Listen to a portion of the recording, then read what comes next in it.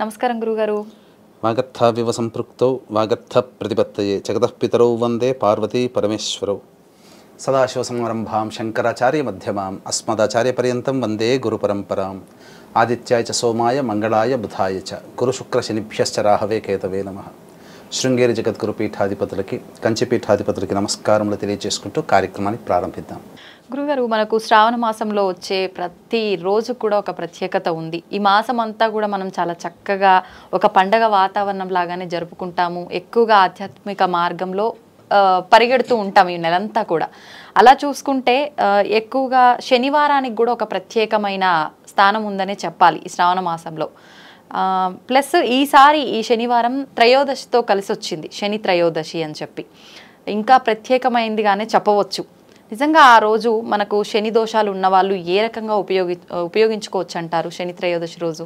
మీరు అన్నమాట చాలా వాస్తవం. ఎందుకంటే శ్రావణ మాసం అంతా కూడా ప్రతిరోజు ఒక పుణ్యతిథి లాంటిదే. అందున శనివారం నాడు శనివారంగా వెంకటేశ్వర స్వామిని ఆరాధన చేస్తారు ఎక్కువగా. ఆంజనేయ స్వామిని కూడా ఆరాధన చేస్తారు. అయితే శని త్రయోదశులు అనేటువంటివి ప్రతి సంవత్సరం వస్తూ ఉంటాయి. కానీ అత్యంత అరుదుగా ఈ యొక్క శ్రావణ మాసంలో రావడం మాత్రం విశేషం.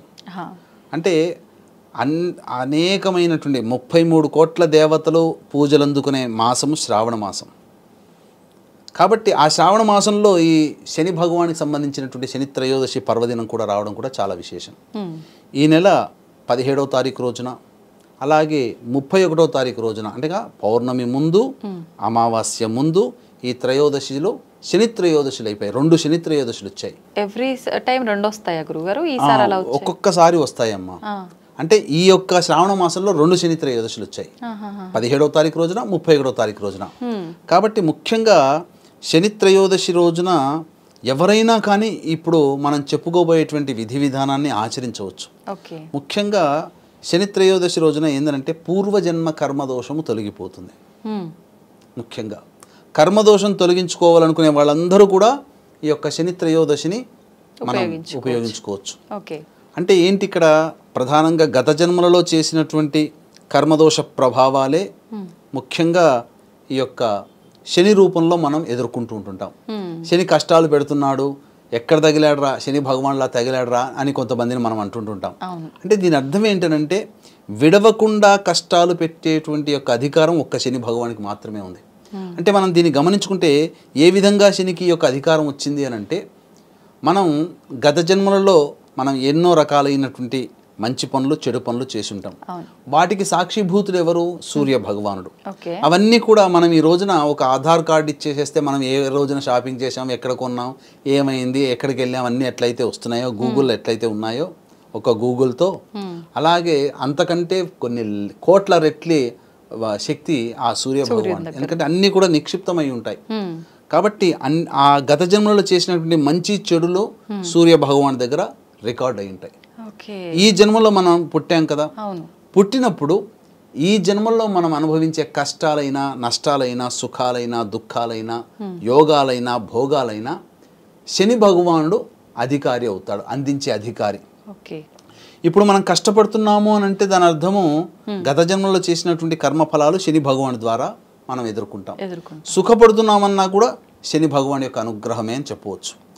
అందుకనే మనం గమనించుకుంటే ఏలిన నాటి శని ప్రభావం జరుగుతున్నటువంటి సందర్భంలో స్వర్గీయ నందమూరి తారక రామారావు గారు ముఖ్యమంత్రి అయ్యారు. ఒకసారి కాదు, బర్తరఫ్ చేసినా మళ్ళీ నెగ్గి మళ్ళీ రెండోసారి ముఖ్యమంత్రి అయ్యారు. కానీ ఇబ్బందులు పడతారంట. కానీ శని ప్రభావం వల్ల యోగాలు కూడా కలుగుతాయి. యోగించే శని ప్రభావం ఉన్నప్పుడు అనన్య సామాన్యమైన యోగాలు కలుగుతాయి. సహజంగా గురువు దశనో శుక్రుని యొక్క ప్రభావం వల్లనో యోగాలు కలుగుతాయి అంటారు. కానీ సహజ పాపగ్రహాలైనటువంటి శని, రవి, కుజ, బుధ, రాహు, కేతుల యొక్క ప్రభావాలు ఉన్నప్పుడు కూడా గొప్పగా యోగిస్తాయి. కాబట్టి మనం ఈ రోజున కష్టాలు పడుతున్నాము అని అంటే దాని అర్థము గత జన్మలో చేసినటువంటి మనం పాపపు కర్మలు. కాబట్టి దాన్ని అనుభవిస్తున్నాం.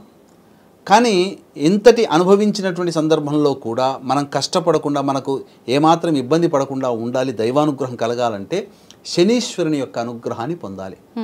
అయితే ఇది ఎవరు చేసుకోవాలి అని అంటే, సహజంగా శని సంచారం చేస్తున్నటువంటి రాశిని అనుసరించి ఏలిన నాటి శని ప్రభావం ఈ రాశిలో వాళ్ళకు ఉంటుంది. అంటే మకర కుంభమీన రాశుల వారికి ఏలినాటి శని ప్రభావం, వృషభ రాశి వారికి కంటక శని ప్రభావం, కర్కాటక రాశి వారికి అష్టమ శని ప్రభావం, అలాగే వృశ్చిక రాశి వారికి అర్ధాష్టమ శని ప్రభావము, మిథున తుల రాశి వారికి యోగ శని ప్రభావం, సింహరాశి వారికి దాంపత్య శని ప్రభావం. వెరసి వృషభ మిథున కర్కాటక సింహ తుల వృశ్చిక మకర కుంభమీన రాశిలో ఉన్న వాళ్ళకి శని ప్రభావం ఉంటుంది.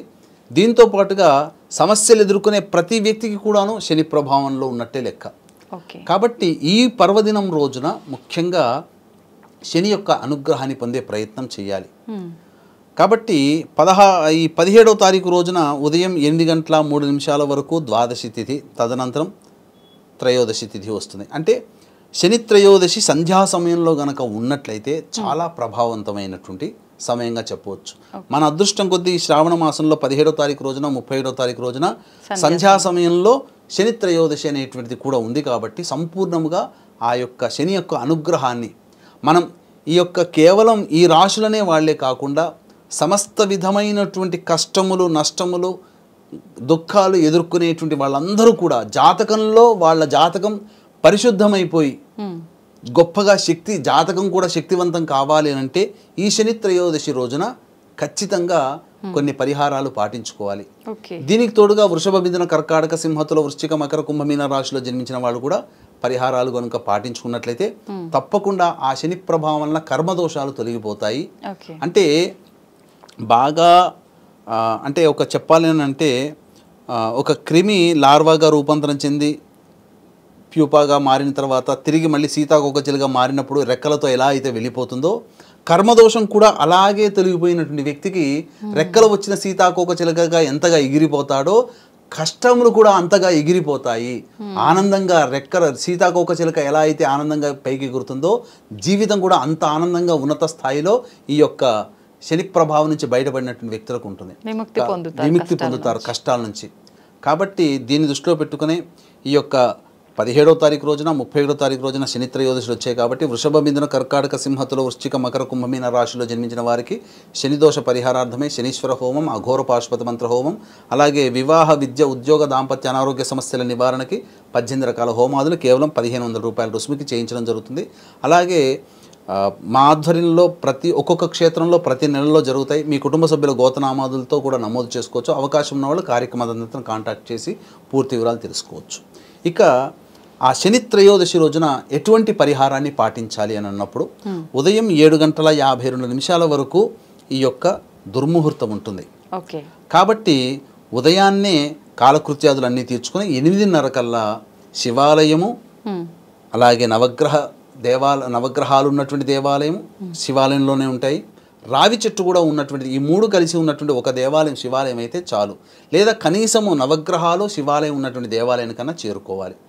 చేరుకొని శుచిర్భూతులై రావి చెట్టు చుట్టూ శివాయ నమః అంటూ 27 ప్రదక్షిణలు చేసి ఉత్తరం వైపు ఫేస్ పెట్టి శివ అష్టోత్తరం 3 సార్లు పారాయణం చేయాలి. చేసిన తర్వాత నవగ్రహాల దగ్గరికి వచ్చాలి.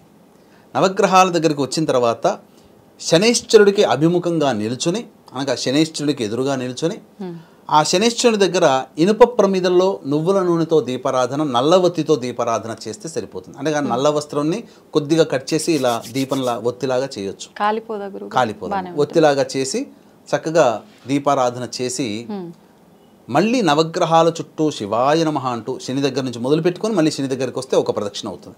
ఆ విధంగా 27 ప్రదక్షిణలు చేసిన తర్వాత స్వచ్ఛమైనటువంటి నల్ల నువ్వుల నూనెతో శనైశ్వరుడికి అభిషేకం నమక మంత్రంతో కానీ, లేదా శివాయ నమః అనుకుంటున్నైనా, లేదా ఓం శనైశ్చరాయ నమః అనుకుంటున్నైనా అభిషేకం చేయాలి. చేసిన తర్వాత అన్నము, నల్ల నువ్వులు కలిపినటువంటి ముద్దలు 8 ముద్దలు ఒక డొప్పలలో పెట్టి శనైశ్వరుడికి నైవేద్యంగా పెట్టాలి. పెట్టిన తర్వాత అప్పుడు రావి చెట్టు దగ్గర ఆ యొక్క నైవేద్యాన్ని వదిలిపెట్టి వెనక్కి తిరిగి చూడకుండా ఇంటికి రావాలి. ఇక 1:03 నుంచి 2:03 మధ్య కాలంలో శనిహోర ఉంటుంది. కాబట్టి ఆ సమయంలో దగ్గరలోని వృద్ధాశ్రమం కన్నా, లేదా వికలాంగుల స్థావరానికైనా, లేదా మీకు ఇంటికి దగ్గరలో ఎవరైనా వికలాంగులున్నా, వృద్ధులున్నా, పారిశుద్ధ్య కార్మికులు ముఖ్యంగా ఆ పారిశుద్ధ్య కార్మికులకి తినే పదార్థాలు బ్రెడ్డో, బిస్కెట్లో, లేకపోతే కనీసం ఛాయ్ తాగడానికైనా 10 రూపాయలు ఇచ్చి రండి. అంటే వాళ్ళకి వాళ్ళ మొహంలో సంతోషం అనే మనం ఒకటి ఇవ్వడం వల్ల సంతోషం అనేటువంటిది వాళ్ళని ఆదుకున్న వాళ్ళు అవుతారు. కాబట్టి అటువంటి ఆర్ఫనేజ్ వాళ్ళకి మీరు సహాయ సహకారాలు అందించండి. తర్వాత సంధ్యా సమయం చాలా ప్రభావవంతమైన సమయం చెప్పాం కదమ్మా.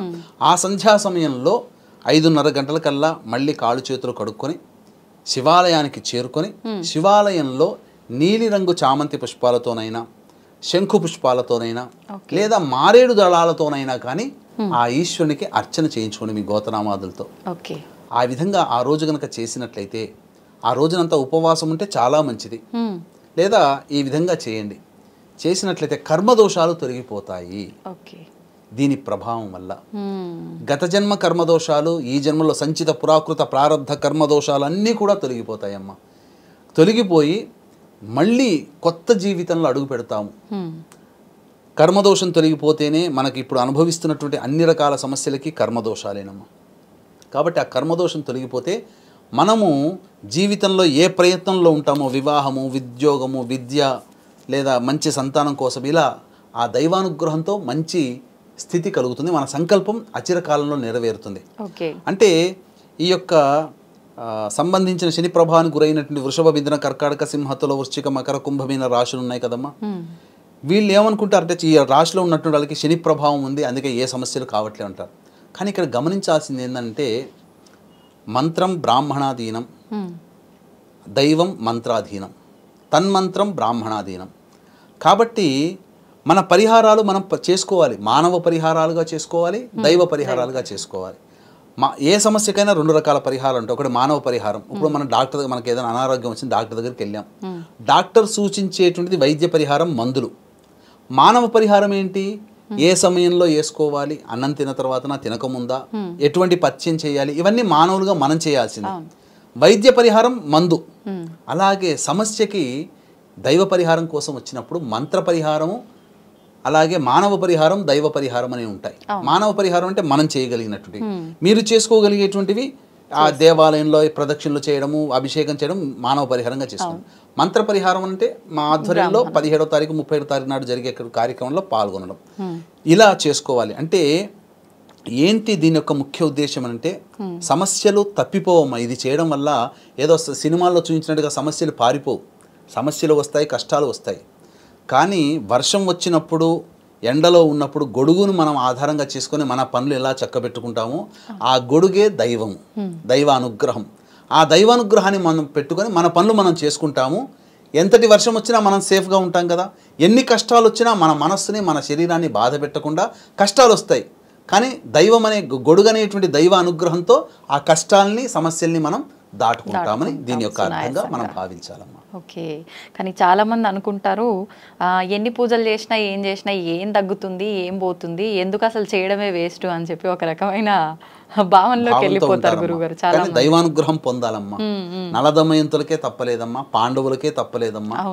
మనమెంతటి వారము, అంతటి వీరాది వీరుడు శూరులైన పాండవులకే శని యొక్క ప్రభావం వల్ల వాళ్ళు అడవుల బాట పట్టాల్సి వచ్చింది, అజ్ఞాతవాసం చేయాల్సి వచ్చింది. నలదమయంతులు వివాహం చేసుకున్న సందర్భంలో నలుడికే చెప్తాడు, నేను నిన్ను నీ దగ్గరికి రాబోతున్నాను, జాగ్రత్తగా ఉండు అని. కానీ నలుడు కూడా ఏం చేయలేకపోయాడు. దాంపత్య విభేదం ఏర్పడింది. మళ్ళీ నలుడు ఆ శనీశ్వరుని అనుగ్రహాన్ని పొంది మళ్ళీ దంపతులు ఒకటయ్యారు. దశరథ మహారాజు కూడా ఎన్నోసార్లు యుద్ధం చేసినా యుద్ధంలో గెలవకపోతే రాక్షసుల మీద శని ప్రభావం వల్లనే నీకు ఈ విధంగా జరుగుతుందంటే అప్పుడు శనిని స్తుతిస్తాడు. దశరథ ప్రోక్త శని స్తోత్రం, కోనస్థో బింగళో బబ్రు అని చెప్పి వచ్చేటువంటిది అదే. దశరథ ప్రోక్త శని స్తోత్రం అనేటువంటిది దశరథుడు స్తుతించాడు కాబట్టి వచ్చింది. శనేశ్వరునికి అనుగ్రహాన్ని పొంది రాక్షసుల మీద విజయాన్ని పొందాడు. కాబట్టి ఎవరికైనా, ఎంతటి వారికైనా దైవానుగ్రహం సాక్షాత్తు మనం చెప్పుకుంటాం, ఇది నిజంగా జరగలేదు. కానీ శనేశ్వరుడు ఎంతటి గొప్పవాడో అని చెప్పుకోవడానికి శంకరుడు కూడా శనేశ్వరుని యొక్క దోషానికి గురి కాకుండా తుమ్మ చెట్టు త్వరలో దాక్కున్నాడు. ఇది ఒక కథగా చెప్పారు. అంటే శని యొక్క ప్రభావం ఎంతటి గొప్పది, ఈశ్వరుడు కూడా తప్పించుకోలేడనే భావంతో చెప్పారు తప్ప అది నిజంగా జరిగింది కాదు. అంటే మనకు ఒక ఎగ్జాంపుల్గా. సంతోషం గురుగారు, చాలా చక్కగా వివరించారు. ధన్యవాదాలు. సర్వం శ్రీ ఉమామహేశ్వర పరబ్రహ్మార్పణమస్తు.